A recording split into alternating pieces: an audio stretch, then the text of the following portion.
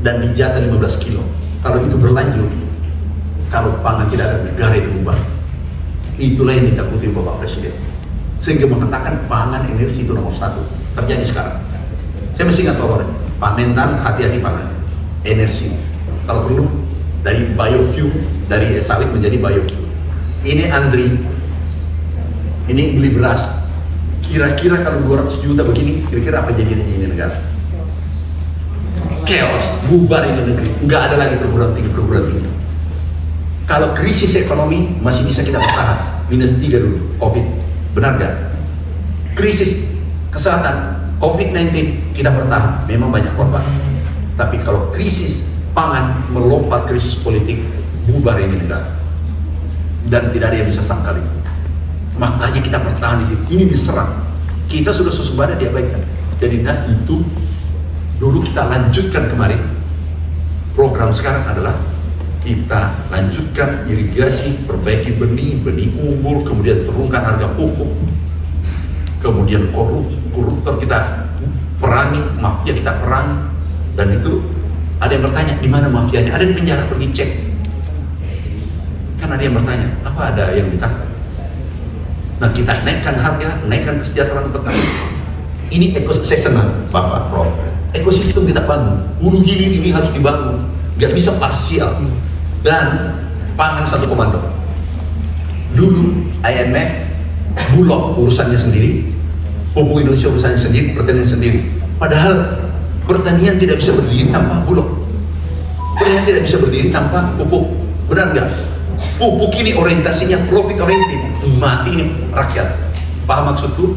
Rakyat menderita, rakyat rugi, tapi pupuk Indonesia untung 13 triliun, 7 triliun. Paham maksudku? Tidak sinkron, harus satu komando. Ini yang dibubarkan, diusul kembali, baru sekarang satu komando lagi. Jadi itu dilakukan langkah-langkah itu. Tidak ada kata milenial mau turun seperti Anda, mau turun ke lapangan kalau teknologi tinggi. Dan itu menguntungkan, tidak menguntungkan wassalam. Enggak, Anda tidak mau turun. Saya buktikan hari ini, karena 2 tahun, mana bibit keuntungan? Bibit yang 10 ton, Gorontalo. Nah, bukan hitungannya, ini bibit. Kalau ini terjadi nanti, kita kejar ke sana sekarang setelah swasembada. Ini keuntungannya 65 juta petani per hektar. Kalau dibagi 4, itu 15 ya, 16 juta pendapatannya, itu di atas gaji bupati dan gubernur. Hampir sama gaji menteri. Menteri itu cuma 19. Nah, kita kawal ini karena sudah temukan irigasinya sudah, bibit unggulnya sudah, kami turun tangan meneliti. Sebagai menteri meneliti, HPT-nya di saya. Kami teliti sambil semua dirjen para meneliti, para guru besar, para doktor yang ada di pertanian.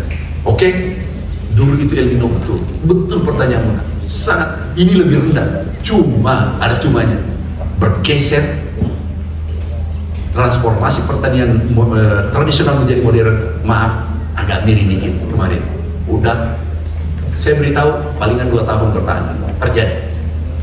Pidato saya masih ingat nggak? Ini masih ada orangnya. Masih ingat Pak Sigit? Pidato saya beritahu ini, coba pidato. Saya katakan kalau Bapak tidak melanjutkan ini, 2 tahun bertahan. Terjadi. 2019, 2020, 2021. Berikutnya persiapan impor. 2 tahun 7 juta, 100 triliun. Oke, tentara, militer. Itu ditanya di Komisi 4.